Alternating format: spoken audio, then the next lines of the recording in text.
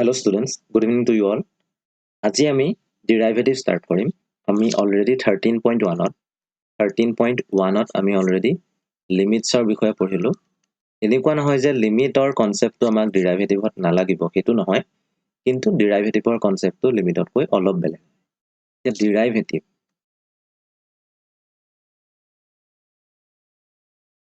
Derivative মানে কি? আমি যদি সিম্পলি ক'বলৈ যাওঁ, ডেৰিভেটিভ মানে হৈছে slope of A tangent. Slope of A tangent. এতিয়া আমাৰ ইয়াতে দুটা ওয়াৰ্ড নজনাৰ নিচিনা লাগিছে অলপ। এটা হৈছে স্লোপ, আনটো হৈছে টেনজেন্ট। স্লোপ মানে কি হয় আৰু টেনজেন্ট মানে কি? সিম্পল কেছ এটা লওঁ, ধৰি লওঁ এইটো এটা বিল্ডিং আছে। এইটো এটা বিল্ডিং। এই বিল্ডিংটোত এন্ট্ৰিটো এইফালৰ পৰা হয়, এইফালৰ পৰা এন্ট্ৰি হয়। এতিয়া ইয়াতে বিল্ডিংটোত গাৰাজ আছে, মানে গাড়ী থবলৈ গাৰাজ আছে। এইটো ধৰি লওঁ এটা, ঠিক আছে। কিন্তু গাৰাজটো পাবলৈ হলে কি কৰিব লাগিব? ইয়াতে এখন ইনক্লাইন সাৰফেস আমাক লাগিব, বেকা এখন মানে সাৰফেস লাগিব। এতিয়া গাড়ীখন কি হ'ব? গাড়ীখন যদি এখন গাড়ী হয়, ধৰি লোৱা এখন গাড়ী, এই গাড়ীখন কি হ'ব? এই গাড়ীখন এনেকে যাব, এফালে গৈ এনেকে ওপৰলৈ উঠি যাব, হয়নে? এতিয়া মেইন যিটো গ্ৰাউণ্ড আছিলে, গ্ৰাউণ্ডটো এইটো। গ্ৰাউণ্ডৰ পৰা অলপ ওপৰত সাৰফেসখন আছে, হয়নে? এইটো যদি আমি গ্ৰাউণ্ড বুলি ধৰো, গ্ৰাউণ্ডৰ পৰা অলপ ওপৰত সাৰফেসখন আছে। এতিয়া কিমান ওপৰত সাৰফেসখন আছে সেইটো আমাক কোনে দিব? আমাক দিব slope. Slope of the surface মানে এই সাৰফেসখনৰ স্লোপটো কি হয়, সেইটোৱে কি ক'ব আমাক এই সাৰফেসখন কিমান ওপৰত আছে মাটিৰ পৰা বা কিমান তলত আছে। আৰু যদি মই সিম্পল কথাত ক'বলৈ যাওঁ, তোমালোকে চাবা এডাল কোঅৰ্ডিনেট এক্সিস এডাল ধৰা, এক্স এক্সিস, হৰাইজন্টেল এক্সিস ডাল, আৰু এডাল হৈছে তোমাৰ ওয়াই এক্সিস। ইয়াতে ধৰি লোৱা দুডাল লাইন আছে, এডাল লাইন। এডাল লাইন দেখিছা? মই এই এক্স এক্সিস ডালক, এডাল যিডাল এক্স এক্সিস আছে, এক্স এক্সিস ডালক যদি মই গ্ৰাউণ্ড বুলি ধৰো, এক্স এক্সিসক যদি মই গ্ৰাউণ্ড বুলি ধৰো, তেতিয়া হলে এই লাইনডাল কি হৈ আছে? এই গ্ৰাউণ্ডৰ লগত এটা এংগল কৰি আছে, হয়নে? বা গ্ৰাউণ্ডৰ পৰা অলপ ওপৰত আছে বুলি ক'ব পাৰো। এতিয়া এইডাল কিমান ওপৰত আছে সেইটো আমাক কোনে দিব? স্লোপে। স্লোপ 1 বুলি লিখিব পাৰো। আৰু এডাল লাইন আছে, ধৰি লোৱা আৰু এডাল লাইন আছে এইডাল। এতিয়া সেই লাইনডালেও কি কৰিছে? সেই লাইনডালো গ্ৰাউণ্ডৰ পৰা ওপৰত আছে বুলি ক'ব পাৰো, এক্স এক্সিসৰ পৰা ওপৰত আছে, হয়নে? ওপৰলৈ গৈ আছে, এইটো ডিৰেকশ্যনত গৈ আছে। তেতিয়া হলে এইডালৰো নিজৰ কি থাকিব? এটা স্লোপ থাকিব। এই লাইনডালৰো নিজৰ এটা স্লোপ থাকিব। সেইটো মই স্লোপ 2 বুলি দিলো। প্ৰথম ডালৰ হৈছে স্লোপ 1, সেকেন্ড ডালৰ হৈছে স্লোপ 2। এতিয়া কোনডাল বেছি ওপৰত আছে? স্লোপ 2। যিডালৰ স্লোপ 2 আছে সেইডাল বেছি ওপৰত আছে, হয়নে? যেহেতু বেছি ওপৰত আছে সেইডাল, তাৰ ইনক্লাইনেশনটো বেছি বুলি ক'ব পাৰো। তেতিয়া কি হ'ব? তেতিয়া আমি ক'ব পাৰো যে slope 2 is greater than slope 1। মানে স্লোপ 1 থকাডাল কম ওপৰত আছে গ্ৰাউণ্ডতকৈ, কিন্তু স্লোপ 2 থকাডাল বেছি ওপৰত আছে গ্ৰাউণ্ডতকৈ। সেই কথাটো বুজাইছে। এতিয়া কথাটো আহিলে, যিসকলে এডভান্স পাইছিলা সেইসকলৰ ইমান প্ৰব্লেম নাই। এডভান্সত তোমালোকে স্থানাংক জ্যামিতি অলৰেডি পাইছা, নতি মাত্ৰা এনেকুৱা ধৰণৰ কথাবোৰ তোমালোকে আগতেই পাইছিলা। আৰু যিসকলৰ মেথছ ক্লাছ 10ত আছিলে তেখেতসকলেও মেবি পাইছিলা। এডাল লাইন আছে, ধৰি লোৱা এডাল লাইন। সেই লাইনডালৰ থকা দুটা পইণ্ট লৈছো, দুটা পইণ্ট, যিকোনো দুটা পইণ্ট লৈছো। প্ৰথম পইণ্টটোৰ মই ধৰি ললো কোঅৰ্ডিনেট বা স্থানাংক হৈছে x1, y1। আৰু দ্বিতীয় পইণ্ট যিটো আছে, সেকেন্ড পইণ্ট, সেই সেকেন্ড পইণ্টটোৰ কোঅৰ্ডিনেটটো ধৰি ললো মই x2, y2। এতিয়া আমি এই লাইনডালৰ কি কৰিব পাৰো? ইজিলি শ্লোপ উলিয়াব পাৰো। এই লাইনডালৰ শ্লোপ উলিয়াব পাৰো। আৰু শ্লোপটো কেনেকৈ ওলাই? শ্লোপটো আমি যদি ইয়াৰ পৰা কম্পেয়াৰ কৰো, তেতিয়া ওলাব y2 minus y1, মানে y2 আৰু y1ৰ ডিফাৰেন্স। তলত আহিব x2 আৰু x1ৰ ডিফাৰেন্স। এইটোৱে হৈছে শ্লোপৰ এক্সপ্ৰেছন। গতিকে শ্লোপ জানিবলৈ হলে আমাক কি লাগিব? এডাল লাইনৰ যদি শ্লোপ জানিবলৈ হয়, তেতিয়া হলে সেই লাইনডালত থকা যিকোনো দুটা পইণ্টৰ কোঅৰ্ডিনেট আমি জানিব লাগিব। তেতিয়া আমি কি কৰিব পাৰো? ইজিলি শ্লোপ উলিয়াব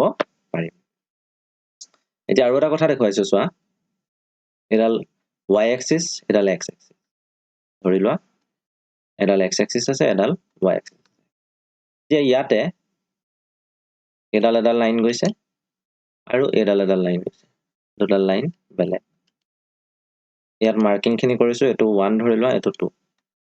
1 2 ঠিক আছে এতিয়া ইয়াতে এই লাইন ডালত এটা পইণ্ট আছে ধৰি লোৱা 2,2 পইণ্ট তাৰ কোঅৰ্ডিনেটটো 2,2 আৰু ইডাল লাইনত এটা পইণ্ট আছে এইটো পইণ্ট ধৰি লোৱা 2,3 আৰু ইহতি কাৰ মাজেদি গৈছে অৰিজিনৰ মাজেদি গৈছে অৰিজিনৰ কোঅৰ্ডিনেটটো জানা 0,0 গতিকে আমি কি ক'ব পাৰো চাবা যিডাল এনেকৈ লাইন আছে সেইডালৰ এটা পইণ্ট 2,3 আৰু তাৰ এটা পইণ্ট কি আছে অৰিজিনটো আছে 0,0 আৰু আনডাল যিডাল লাইন আছে এনেকৈ সেই লাইনডালৰ এটা পইণ্ট আছে 2,2 আৰু সেই লাইনডালো কিহৰ মাজেদি গৈছে অৰিজিনৰ মাজেদি গৈছে 0,0 তেতিয়াহ'লে আমি এই দুইডাল লাইনৰে কি উলিয়াব পাৰো শ্লোপ উলিয়াব পাৰো এই ডালৰ যদি শ্লোপ উলিয়াও তেতিয়াহ'লে কি হ'ব y2 minus y1 by x2 minus x1 তেনেকুৱা হ'ব গতিকে 3 minus 0 divided by 2 minus 0 আমি কি পাম 1.5 পাম আৰু এই ডালৰ যেতিয়া উলিয়াম তেতিয়া আমি কি পাম 2 minus 0 মানে a2 minus a0 টো আৰু a2 2 minus a0 টো তেতিয়াহ'লে কি হ'ব 2 minus 0 আলটিমেটলি কি ওলাব আমাৰ 1 ওলাব এতিয়া চোৱা এই লাইনডালৰ কাৰণে আমাৰ শ্লোপ ওলালে 1.5 আৰু যিডাল সেকেন্ড লাইন আছিল এডাল হেডলৰ কাৰণে শ্লোপটো ওলালে 1 গতিকে আমি কি বুজিলো যে এই যিডাল লাইনৰ কথা কোৱা হৈছে যিডালত 2.2,3 এটা পইণ্ট আছে সেই লাইনডালৰ শ্লোপটো বেছি আৰু সেই লাইনডালৰ শ্লোপটো বেছি মানে সেইডাল গ্ৰাউণ্ডত বেছি ওপৰত আছে গ্ৰাউণ্ডতকৈ বেছি ওপৰত আছে আমি যদি কম্পেয়াৰ কৰো এইডাল লাইন আৰু এইডাল লাইন 2,3.2 থকা লাইনডালৰ শ্লোপ হৈছে 1.5 আৰু 2,2 পইণ্ট থকা লাইনডালৰ শ্লোপ হৈছে কিমান 1 আমি কি বুজিলো তেতিয়া আমি বুজি পালো যে 2,3 পইণ্ট থকা যিডাল লাইন এই লাইনডাল গ্ৰাউণ্ডতকৈ বেছি ওপৰত আছে কম্পেয়াৰ্ড টু দা লাইন যিডাল লাইনত 2,2 পইণ্টটো আছে ক্লিয়াৰ হ'ল এখিনলৈকে এতিয়া চাবা আমি দুটা শব্দ পাইছিলো এটা আছিল শ্লোপ আনটো হৈছে টেনজেন্ট মানে কি হয় সকলোৱে জানা টেনজেন্টৰ মই ডেফিনিশনটো দি দিছো সিম্পল এটা ডেফিনিশন হয় চাবা it is a line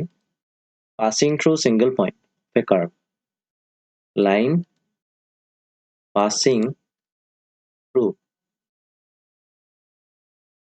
single point of a curve এডালৰ এটা পইণ্টৰ মাজেদি যোৱা এডাল লাইন হয়নে এতিয়া চোৱা কথা এটা মই ফাৰ্স্ট কেছটো দেখুৱাইছো এটো অৰিজিন ধৰি লোৱা এডাল x axis আৰু এডাল হৈছে y axis ইয়াতে আমি এডাল কাৰ্ভ ড্ৰ কৰিলো এডাল কাৰ্ভ এতিয়া সেই কাৰ্ভডালৰ এডাল টেনজেন্ট আছে এনেকৈ কাৰ্ভডাল জাস্ট টাচ কৰি গৈছে এডাল হৈছে টেনজেন্ট সকলোৱে জানা টেনজেন্ট কি হয় স্পৰ্শক কি হয় তোমালোকে পঢ়িছা সেই টেনজেন্টডালে এই পইণ্টটোত টাচ কৰি গৈছে তেতিয়াহ'লে এই লাইনডাল বা এই যিডাল টেনজেন্ট আছে টেনজেন্টডালৰ আমি অকল এটা পইণ্টৰ কোঅৰ্ডিনেট হে পাম ধৰি লোৱা এই পইণ্টটোৰ কোঅৰ্ডিনেট 2,3 কিন্তু এই লাইনডালৰ শ্লোপ জানিবলৈ হলে আমাক কি লাগিব আমাক দুটা পইণ্ট লাগিব কিন্তু আমাৰ হাতত এতিয়াটো দুটা পইণ্ট নাই আমি যদি অকল এটা পইণ্টহে জানো তেতিয়াহ'লে আমি শ্লোপটো উলিয়াব নোৱাৰিম হয়নে এতিয়া আৰু এটা কেছ চাবা যদি ধৰি লোৱা এডাল y axis এডাল হৈছে x axis এডাল y axis আছে এডাল x axis আছে এডাল কাৰ্ভৰ মাজেদি এডাল লাইন গৈছে এতিয়া সেই কাৰ্ভডালত থকা দুটা পইণ্ট জানো এটা পইণ্ট এটো এটা পইণ্ট এটো এই দুটা পইণ্ট 10 এই লাইনডালতো আছে কিন্তু এই লাইনডাল টেনজেন্ট নহয় কাৰ্ভডালৰ কাৰণে এই লাইনডাল টেনজেন্ট নহয় কিয় নহয় কাৰণ লাইনডালে কাৰ্ভডালক অকল এটা পইণ্টত টাচ কৰি যোৱা নাই এটো পইণ্টটো টাচ কৰি গৈছে আৰু এটো পইণ্টটো টাচ কৰি গৈছে মানে দুটা পইণ্টৰ মাজেদি গৈছে কাৰ্ভডালৰ গতিকে এডালক আমি টেনজেন্ট বুলি ক'ব নোৱাৰো কিন্তু ইয়াত যদি মই এই পইণ্টৰ কোঅৰ্ডিনেটটো ধৰা জানো x1, y1 বুলি আৰু ইটো পইণ্টৰ কোঅৰ্ডিনেট জানো x2, y2 বুলি তেতিয়াহ'লে আমি কি উলিয়াব পাৰিম ইয়াত শ্লোপ উলিয়াব পাৰিম হয়নে কিন্তু যদি আমি টেনজেন্টৰ শ্লোপৰ পৰা ডেৰিভেটিভ উলিয়াবলৈ হয় ডেৰিভেটিভ মানে হৈছে স্লোপ অফ টেনজেন্ট এটা হলে টেনজেন্টৰ পৰা আমি কেনেকৈ ডেৰিভেটিভ উলিয়াব পাৰিম বা টেনজেন্টৰ স্লোপ কেনেকৈ উলিয়াব পাৰিম যদি টেনজেন্টৰ অকল এটা পইণ্ট জানো আমি কি কৰিম চাবা আমি কি কৰিম এডাল ভাৰ্টিকেল এক্সিস ললো এডাল ভাৰ্টিকেল এক্সিস ললো আৰু এডাল হৰাইজন্টেল এক্সিস ললো ঠিক আছে এতিয়া এডাল হৈছে কাৰ্ভ আমাৰ আগৰ ডায়াগ্ৰামটোত যদি চোৱা পইণ্ট কেটা কি হৈ আছিল পইণ্ট কেটা বহুত দূৰত আছিল এটা পইণ্ট এইটো আৰু আনটো পইণ্ট হৈছে এইটো বহুত দূৰে আছিল হয়নে এতিয়া আমি সেই পইণ্ট কেটা একেবাৰে ওচৰলৈ লৈ আহিম আমি ফাৰ্ষ্টতে টেনজেন্টডাল ড্ৰ কৰি লওঁ এডাল হৈছে টেনজেন্ট ডালে জাস্ট কাৰ্ভডালত টাচ কৰি গৈছে এতিয়া আমি কি কৰিম ইয়াতে টেনজেন্ট ডালে যেটো পইণ্টত টাচ কৰিছে সেই পইণ্টটো ধৰি লৈছো সেই পইণ্টটো এইটো তাৰ কোঅৰ্ডিনেট হৈছে x1, y1 আৰু একেবাৰে তাৰ ওচৰত থকা এটা পইণ্ট লম এই পইণ্টটো মই অকমান আঁতৰত দেখুৱাইছো তোমালোকক যাতে তোমালোকৰ বুজিবলৈ সহজ হয় এই পইণ্টটো এটো বুলি ধৰি লৈছো আৰু সেই পইণ্টটোৰ কোঅৰ্ডিনেটটো হৈছে x2, y2 একেবাৰে ওচৰাওচৰিকৈ আছে হিহঁতৰ মাজৰ ডিফাৰেন্সটো একেবাৰে কম ঠিক আছে এতিয়া চোৱা এতিয়া কি হ'ব কথা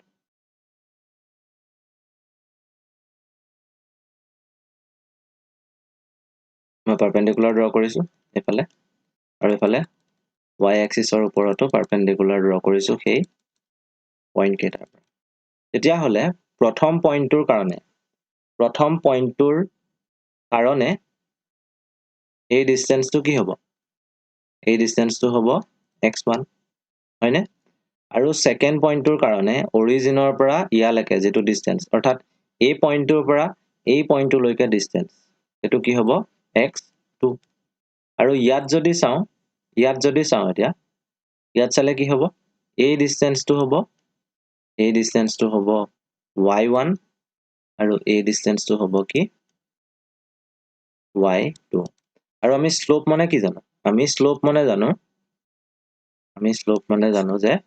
y2 minus y1 divided by x2 minus x1 কিন্তু মই কি কৰিলো চোৱা যি দুটা পইণ্ট আছিল একদম ওচৰাওচৰি দুটা পইণ্ট লৈছো ন একেবাৰে ওচৰত থকা দুটা পইণ্ট এটো আৰু এটো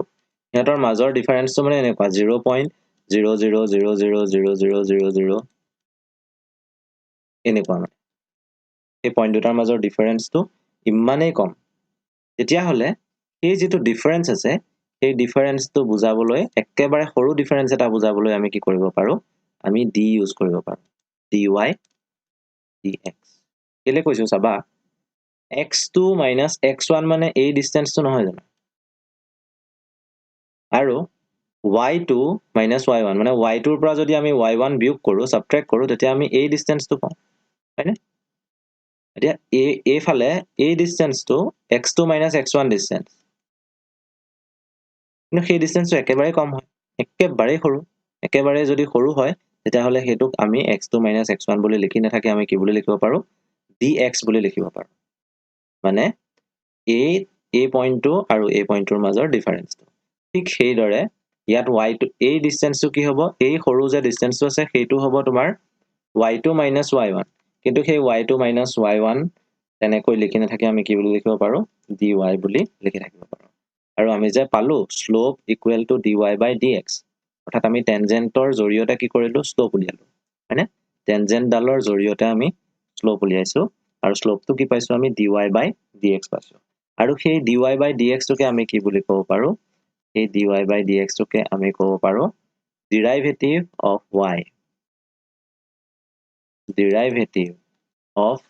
y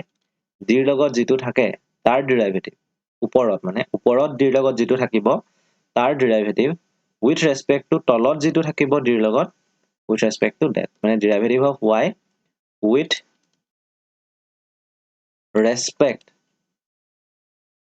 to x derivative of y with respect to x ঠিক সেইদৰে এটোক আমি আৰু এটা দিব পাৰো নাম ডেৰিভেটিভও ক'ব পাৰে কেতিয়াবা ডিফাৰেন্সিয়েচনো ক'ব পাৰে differentiation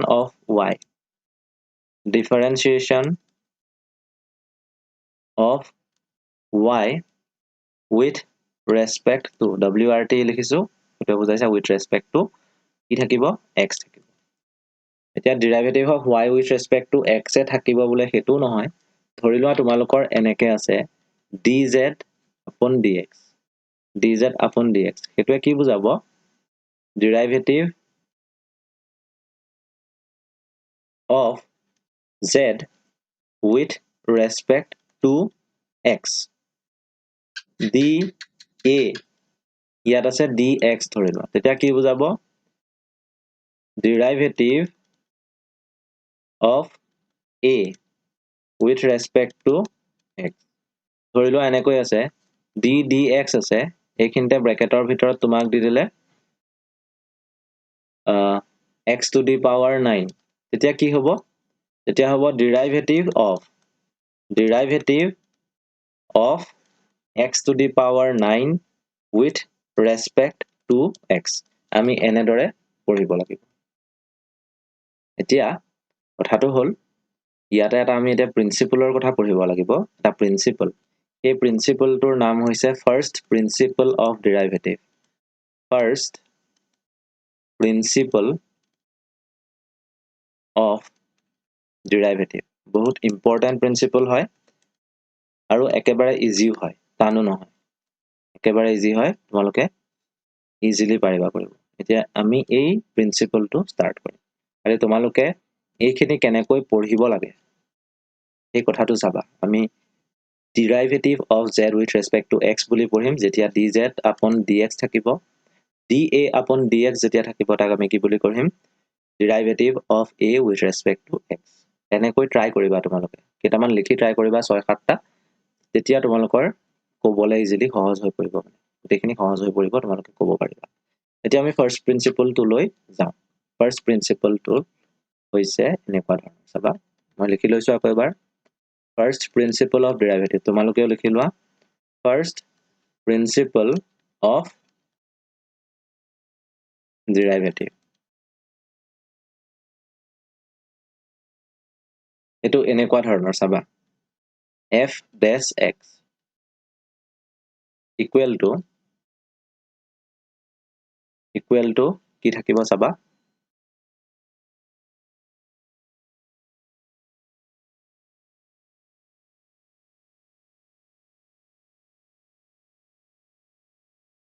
limit h tends to 0 মই হেতু কাৰণে কৈছিলো যে লিমিটৰ কনসেপ্টটো তোমালোকক ইয়াত লাগিব আৰু দৰকাৰ হ'ব ইয়াতে f of x plus h minus fx divided by h এতিয়া এইটো কেনেকৈনো পালো আমি সেই কথাও জানিব লাগিব ইয়াতে মই ফাৰ্স্টৰ পৰা আহো একেবাৰে লেফট হ্যান্ড সাইডত আমি f dash x বুলি লিখিছো f dash x মানে একো নহয় fx ৰ ডেৰিভেটিভ মানে এনেকুৱা কথাটো চোৱা dz by dx যে লিখিছো হেতুক আমি z dash বুলি লিখিব পাৰো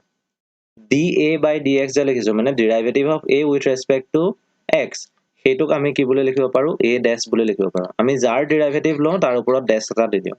x to the power 9 ৰ ডেৰিভেটিভ লৈছো ন হেতুক আমি এনেকৈ লিখিব পাৰো x to the power 9 direct আমি dash নিদিও আমি কি কৰিম এনেকৈ ব্ৰেকেট দি পেলাই dash এডাল দিম এটোৱে কি বুজাইছে z dash মানে কি বুজাইছে যে আমি z ৰ ডেৰিভেটিভ লৈছো a dash মানে কি বুজাইছে আমি a ৰ ডেৰিভেটিভ লৈছো আৰু x to the power 9 dash মানে কি বুজাইছে যে আমি x to the power 9 ৰ ডেৰিভেটিভ লৈছো এতিয়া তোমালোকক যদি এনেকৈ দিয়া থাকে f dash x হেতু মানে কি বুজিবা যে আমি fx ৰ ডেৰিভেটিভ লৈছো অৰ্থাৎ fx তাৰ আমি ডেৰিভেটিভ লৈছো ddx of fx fx ৰ ডেৰিভেটিভ লৈছো with respect to x হেতুকে আমি কি বুলি লিখিব পাৰো f dash x বুলি লিখিব পাৰো কথাটো হেতু একেবাৰে সিম্পল হয় এতিয়া চোৱা ইয়াত এটো আমি এটা কি কৰিব লাগিব ডেৰাইভ কৰিব লাগিব ফাৰ্স্ট প্ৰিন্সিপল অফ ডেৰিভেটিভটো আমি ডেৰাইভ কৰিম কেনেকৈ কৰিম চাবা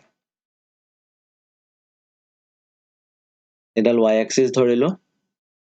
এডাল আমি x axis ধৰিছো ঠিক আছে এডাল y axis এডাল আছে আৰু এডাল আছে x axis এতিয়া আমি এডাল কাৰ্ভ লৈছো এডাল কাৰ্ভ ললো কাৰ্ভ ডালত আমি এডাল টেনজেন্ট ড্ৰ কৰিছো এডাল টেনজেন্ট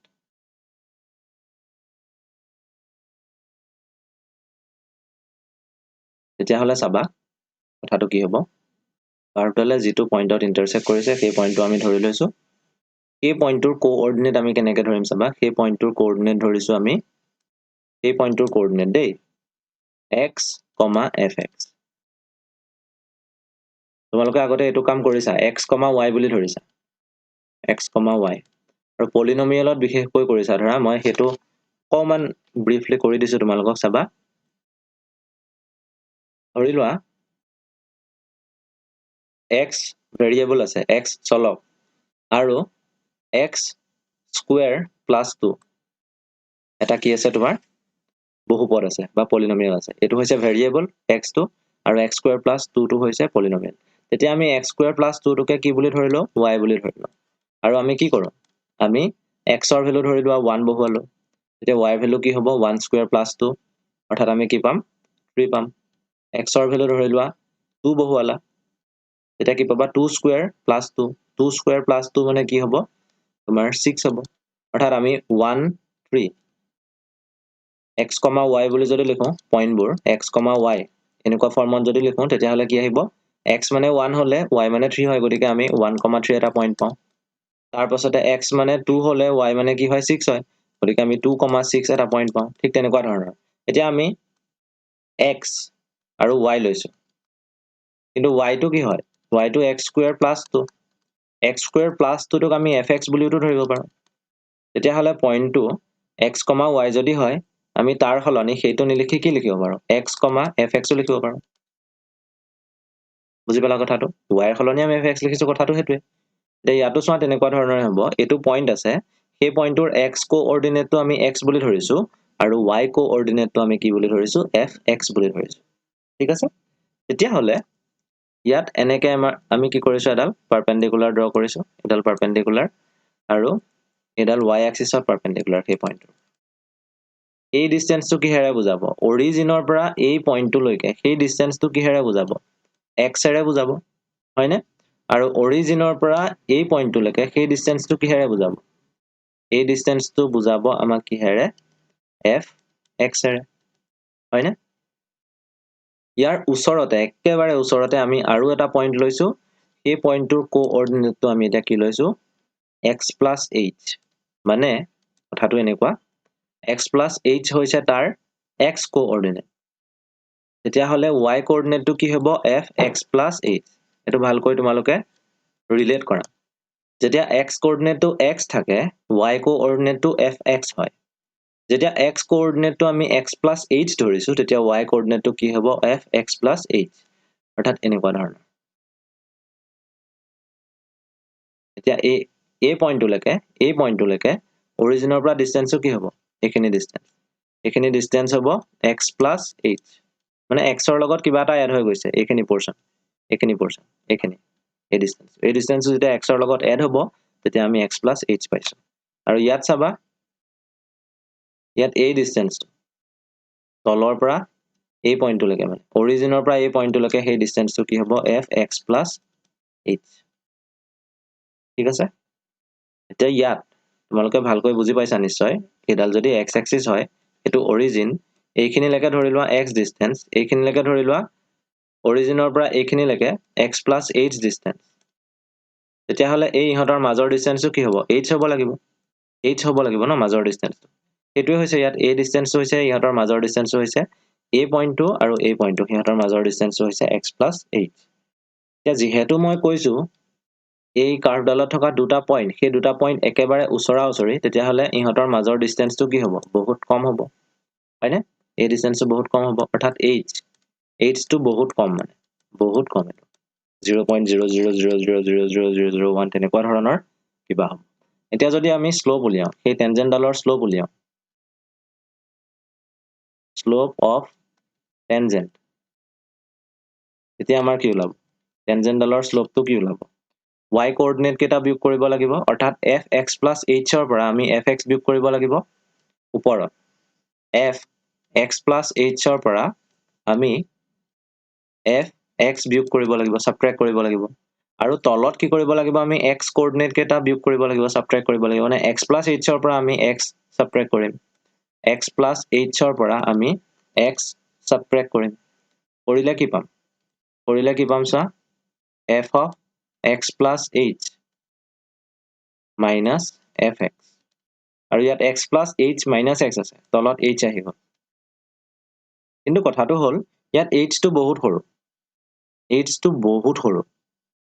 h ৰ ভ্যালুটো যেহেতু বহুত সৰু ই অলমোস্ট 0 ৰ ওচৰত থাকিব আৰু ওপৰত কিবা এটা বস্তু থাকি যদি তলত 0 ৰ ওচৰত এটা বস্তু থাকে তেতিয়া হলে কি হৈ যায় গোটেই পাৰ্টটো ইনফিনিটিৰ নিচিনা হৈ যায় এটো কাৰণে আমি ইয়াত কি কৰিব লাগিব লিমিট ল'ব লাগিব যেহেতু h ৰ ভ্যালুটো অলমোস্ট 0 ৰ ওচৰত মানে এটো কথাটো h ৰ ভ্যালুটো ধৰি লোৱা 0.0000 কাৰণ h টো বহুত সৰু ন এনেকুৱা এটা হেতু আমি কি কৰিব পাৰো h tends to 0 বুলি ক'ব পাৰো এই কাৰণে আমি ইয়াত কি দিলম লিমিট দিলম লিমিট h tends to 0 আৰু slope of tangent equal to আমি limit h tends to 0 fx plus h minus fx divided by h পালো আমাৰ কি ওলালে ইয়াৰ ৰাইট হ্যান্ড সাইডটো ওলাই গল কিন্তু টেনজেন্টৰ স্লোপটো জানা তোমালোকে টেনজেন্টৰ স্লোপটো কি হয় টেনজেন্টৰ স্লোপটো হৈ যায় ধৰি লোৱা যদি y থাকে y ডেৰিভেটিভ এটো কি বুলি ক'ব পাৰো y dash বুলি ক'ব পাৰো যদি d dx of f x থাকে তেতিয়া হলে আমি কি ক'ব পাৰো f dash x বুলি ক'ব পাৰো এটো কাৰণে স্লোপ অফ টেনজেন্টক আমি কেনেকৈ বুজাব পাৰো f dash x বুলিও বুজাব পাৰো লেফট হ্যান্ড সাইডত পালো আমি স্লোপ অফ টেনজেন্ট যেটো মানে হৈছে f dash x আৰু ইকুৱেল টু আমি কি পালোগে limit h tends to 0 f of x plus h minus f of x divided by h এইটোৱে হৈছে ফাৰ্স্ট প্ৰিন্সিপল অফ ডেৰিভেটিভ গতিকে তোমালোকে নিশ্চয় বুজি পালা এতিয়া আমি কি কৰিব লাগিব এতিয়া আমি কি কৰিম ইয়াৰ লগত ৰিলেটেড কিছুমান প্ৰবলেম কৰিম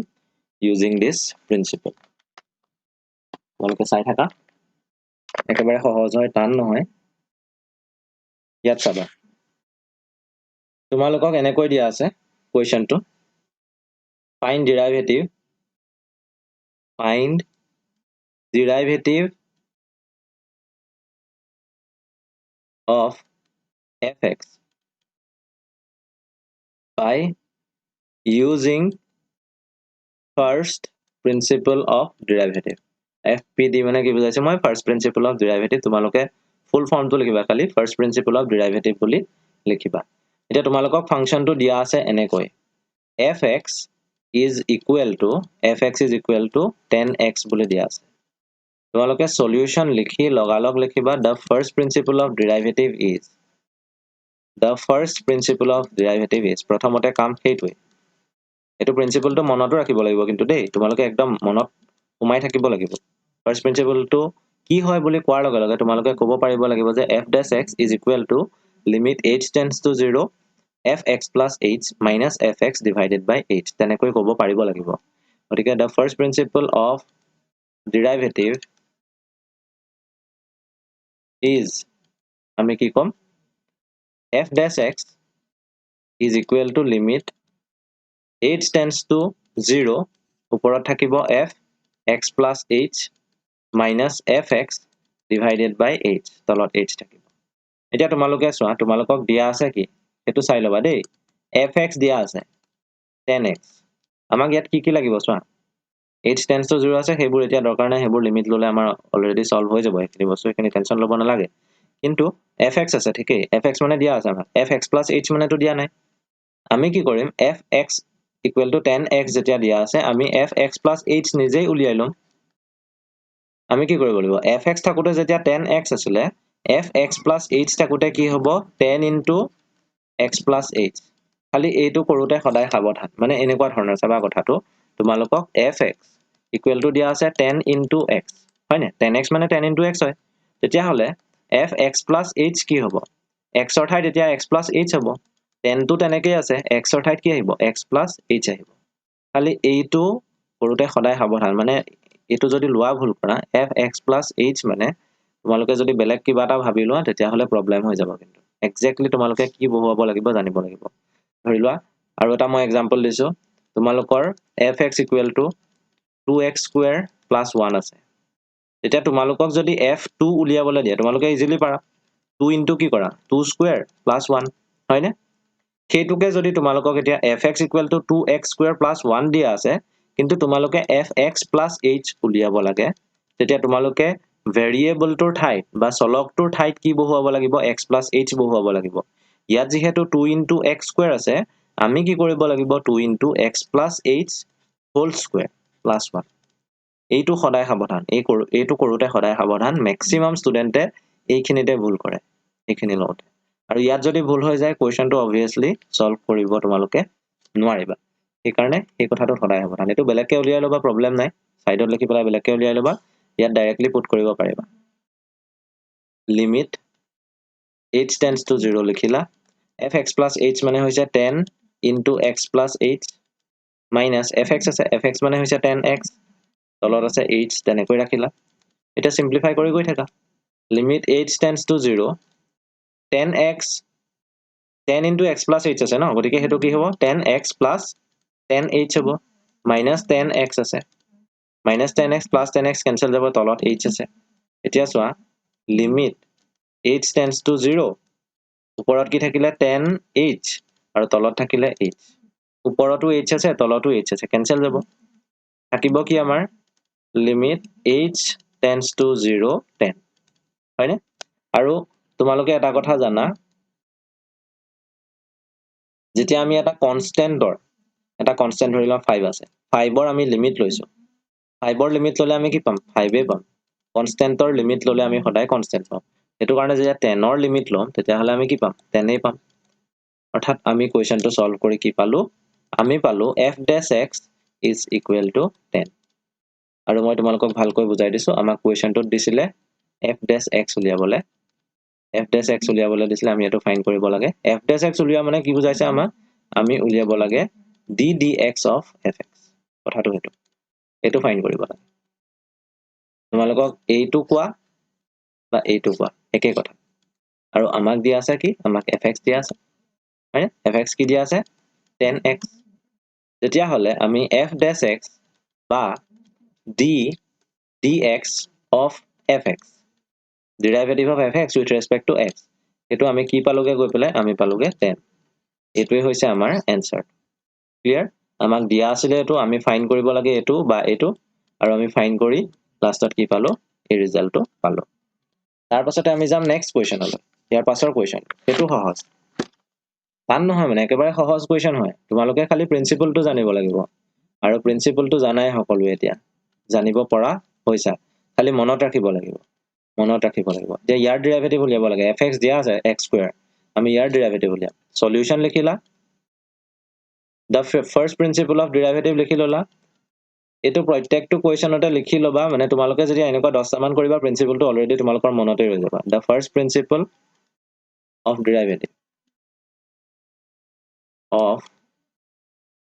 derivative is first principle to কি হয় f dash x is equal to limit h tends to 0 ওপৰত থাকিব fx plus h minus fx divided by h একেবাৰে সহজ ইয়াত x স্কয়াৰ আছে ন fx equal to x square আছে তেতিয়া হলে fx plus h হলে কি হ'ব x থাকিলে x স্কয়াৰ থাকে x plus h থাকিলে x plus h whole square থাকিব কথাটো হেতু গতিকে limit h tends to 0 লিখিলা fx plus h মানে x plus h whole square minus fx মানে হৈছে x square তলত আছে h সিম্পলিফাই কৰি গৈ থাকা whole square ভাঙা কি হ'ব x square plus twice hx plus h square minus x square তলত h আছে minus x square plus x square cancel যাব ওপৰত দুটা টাৰ্ম থাকিলে এতিয়া 2hx plus h square দুইটাতে h আছে আৰু তলৰ h টো থাকিলে প্ৰবলেম ক্ৰিয়েট কৰিব হেতু কাৰণে আমি সেই h টো নাইকিয়া কৰিম লিমিট h tends to 0 লিখিলা তলত h আছে ওপৰত 2x plus h লিখিলা h টো কমন ললা মানে কথাটো হেতু এটা h কমন লৈ ললা 2hx ৰ h টো আগত আহিলে 2x থাকিলে h স্কয়াৰ ৰ h এটা আমি বাহিৰলৈ লৈ আনিলো তেতিয়া ভিতৰত h থাকিলে h দুইটা কেনসেল যাব থাকিব কি আমাৰ এতিয়া আমাৰ কি থাকিব লিমিট h tends to 0 থাকিলে আৰু ইয়াত 2x plus h সিম্পলি তোমালোকে কি কৰিব লাগিব h ৰ ভ্যালুটো বহুৱাই দিয়া h tends to 0 যেহেতু আছে 2x plus 0 হ'ব 2x plus 0 মানে কি ওলাব 2x ওলাব অৰ্থাৎ আমাক দিয়া আছিল কি আমাক দিয়া আছিল fx equal to x square হয়নে আমি উলিয়াব লগা হৈছিল f dash x আমি উলিয়াব লগা হৈছিল এটো আমাক কোৱেশ্চনটো সুধিছিল দিয়া আছে এটো আমি উলিয়াব লাগে এটো আৰু আমি উলিয়াই কি পালো আমি f dash x বা d dx of fx এটো আমি কি পালোগে আমি পালোগে 2x আমাৰ आंसर হৈছে এটো ক্লিয়াৰ এটোকে আমি এনেকৈ লিখিব পাৰো f dash x d dx of fx মানে তো দিঠোৱা আছে আমাক x square বুলি so d dx of x square এনেকৈ লিখিব পাৰো এটো কি হ'ব 2x এনেকৈ আমি কি কৰিব লাগিব কোৱেশ্চনবোৰ কৰিব লাগিব এটা থাৰ্ড কোৱেশ্চনটো তোমালোকলৈ থাকিল তোমালোকে হেতু কৰিবা কোৱেশ্চন নম্বৰ 3 কোৱেশ্চন নম্বৰ 3 হৈছে fx is equal to x cube এইটো তোমালোকে সলভ কৰিব লাগিব নিজে এটো তোমালোকলৈ হোমৱৰ্ক থাকিল তোমালোকে কি পালা জনাবা এইটোৰ এনসাৰটো কি পালা জনাবা কৰি পেলাই যিমান সোনকালে পাৰা মোক জনাবা আজিৰ যেটো ক্লাস হৈ গল সেই ক্লাছৰ ভিডিওটো থাকি যাব ইউটিউবত সেই ভিডিওটো জনালে হ'ল তাৰ পাছতে কোৱেশ্চন নম্বৰ 4 কোৱেশ্চন নম্বৰ 4 টো মই সলভ কৰি দিছো fx equal to a দিয়া আছে fx equal to a দিয়া আছে তেতিয়া হলে চোৱা a মানে হৈছে এটা কনস্ট্যান্ট a টো কনস্ট্যান্ট a পাৰ্টটো চেঞ্জ হৈ নাথাকে আৰু ধৰি লোৱা এনেকুৱা কথাটো fx equal to 5 দিয়া আছে তেতিয়া তুমি f1 লোৱা 1 ললেও 5 এ থাকিব f3 লোৱা এটো 5 এ থাকিব f -120 লোৱা এটো কি থাকিব 5 এ থাকিব কাৰণ ইয়াত ভেৰিয়েবল পাৰ্টটো নাই ৰাইট হ্যান্ড সাইডত অল 5 আছে কনস্ট্যান্ট আছে ইয়াতো যদি কনস্ট্যান্ট থাকে আমি fx ৰ ঠাইত আমি যদি fx + h বহাও তেতিয়া কি ওলাব a ওলাব হয়নে তে তোমালোকে সলিউশনত কি কৰিব লাগিব এটো বাৰু কোৱেশ্চনটো নাছিল কোৱেশ্চনটো অকল এটো দিয়া আছে fx = a এতিয়া তোমালোকে ডাইৰেক্টলি ফাৰ্স্ট প্ৰিন্সিপলটো লিখিবা f dash x is equal to কি হয় limit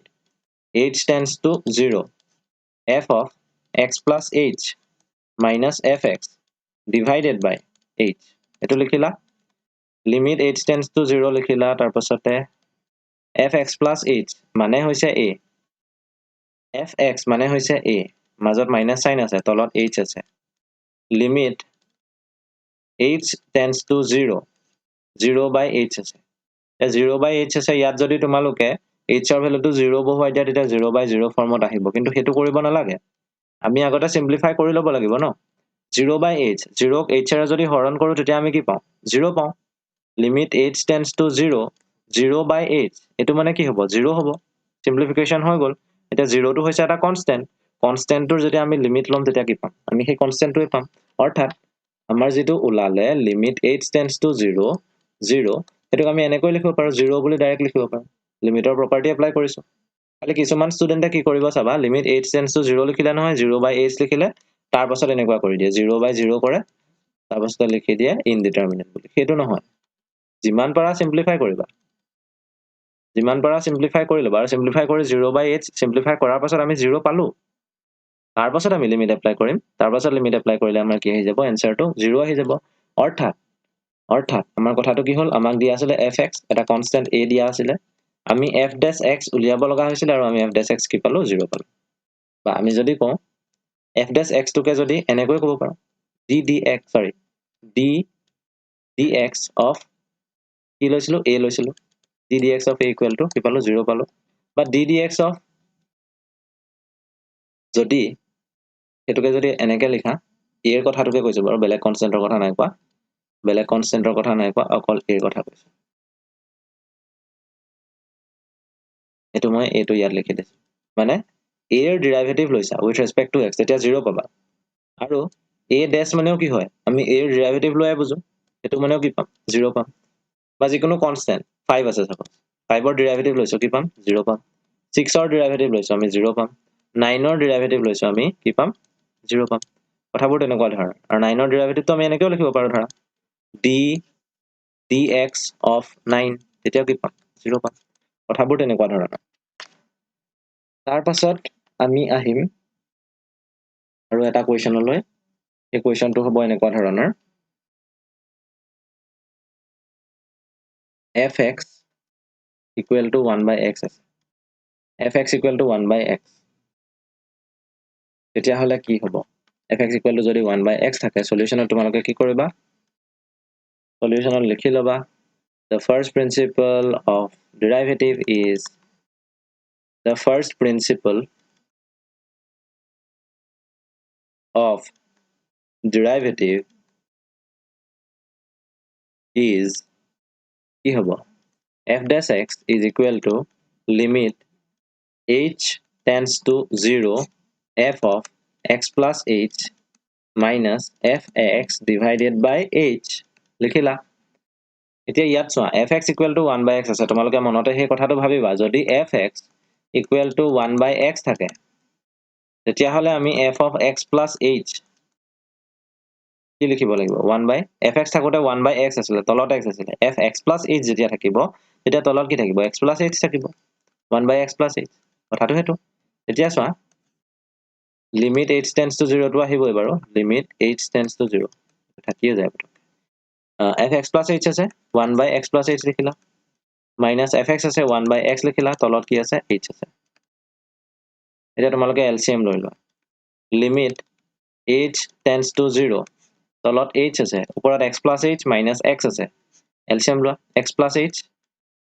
into x কি আহিব ইয়াত x আহিব আৰু ইয়াত x plus h আহিব x মাজত মাইনাস আছে ন গতিকে minus x minus h বুলিও লিখি দিব পাৰো এটা কি হ'ব x x হেডুটাটো কেনসেল হৈ যাব ওপৰত minus h থাকিব মানে এনেকুৱা হ'ব কথাটো limit h tends to 0 ওপৰত minus h থাকিব আৰু তলত যেটো x plus h into x আছিল হেতু তললৈ আহিব ন x plus h into x into তলত যেটো h আছিল হেতু তেনেকৈ থাকিব কিন্তু তলত h আছে ওপৰতো h আছে h এৰে minus h যদি আমি কেনসেল কৰিম আমি কি পাম -1 পাম অৰ্থাৎ আমাৰ এনেকুৱা ধৰণৰ হ'ব ৰিজাল্টটো limit h tends to 0 ওপৰত কি থাকিব চোৱা ওপৰত -1 থাকিব তলত x plus h into x -1 x plus h into x hall h tends to 0 আছে তোমালোকে বহাই দিয়া -1 x plus h অৰ্থাৎ 0 বহা h tends to 0 আছে এতিয়া আকৌ h tends to 0 আছে মানে তোমালোকে x অৰ ঠাইত 0 বহাই নিদিবা হেতু চাবা h tends to 0 মানে h অৰ ভ্যালু 0 ৰ ওচৰত গতিকে আমি h অৰ ভ্যালুটো 0 বুলি বহুৱাব লাগিব x plus 0 লিখিলো into x ওপৰত -1 আছে তলত x plus 0 মানে x আৰু into x হৈ আছে গতিকে আমি কি পাম x into x x square হৈ গল আমাৰ आंसर ওলালে মানে আমাক দিয়া আছিল কি মই আকৌ এবাৰ কৈ দিছো দিয়া আছিল কি fx = 1 by x আমি f dash x উলিয়ালো আৰু f dash x উলিয়া কি পালো আমি -1 by x square পালো f dash x টো আমি এনেকেও লিখিব পাৰো 1 by x or dash 1 by x or dash মানে কি বুজাইছে derivative of 1 by x আৰু হেতু মানে আমি কি পাইছো -1 by x square clear এতিয়া তোমালোকক দিছো next question টো তোমালোকে খালি নিজে কৰিবা এটো তোমালোকলৈ homework থাকিল ইমান ইজি নহয় কিন্তু ইমান টানো নহয় তোমালোকে কৰিছা fx equal to root x year derivative উলিয়াব লাগে f dash x ফাইন্ড কৰিব লাগে খালি তোমালোকক মই এটা কথা কৈছো তোমালোকে এটো সলভ কৰোতে যেতিয়া কৰিবা তেতিয়া তোমালোকে কি কৰিব লাগিব হৰ পৰিমেয়কৰণ যে কৰিছিলা ক্লাস 9 বা ক্লাস 10 তো কৰিছিলা তোমালোকে নকৰাকে থকা নাই হৰ পৰিমেয়কৰণ বা তোমাৰ rationalization